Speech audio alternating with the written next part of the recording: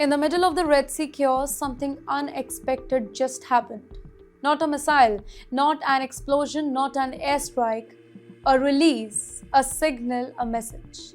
The Yemeni Houthis, one of the most feared armed group in the region, suddenly set free the crew of a captured cargo ship. Among them, a wounded Russian sailor was there, and that one detail changes every single thing because this wasn't just a humanitarian act, of course, we are talking about Houthis. This was a political move, a strategic message, a perfectly played card. The trump card. Not the president, the power move. A silent message sent straight to Moscow.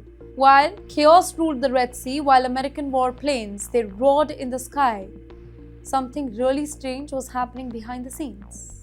Russian-linked ships, they were quietly being allowed to pass.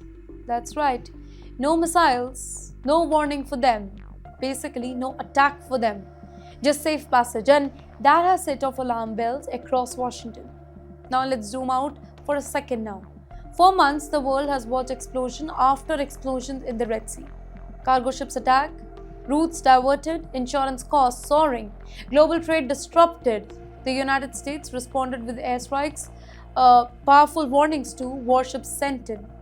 But the Houthis attack, it didn't stop. Instead, they adapted. They upgraded their tactics, new drones, smarter strikes, and this is where it gets even more interesting. The US started showing off its new drone power, an advanced drone force, smarter, faster, deadlier.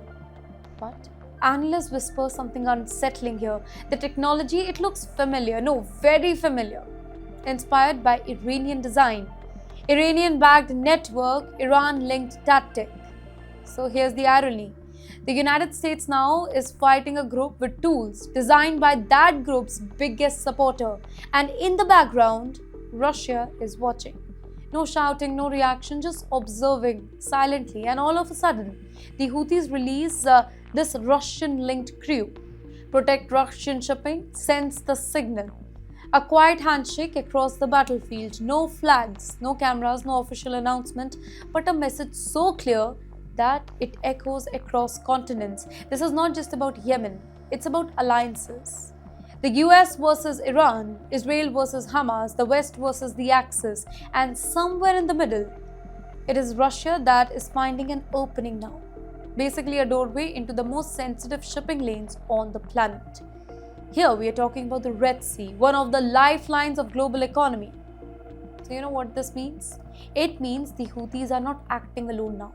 It means the world powers are quietly choosing side. It means the battlefield is no longer just physical. It is political, psychological, and strategic.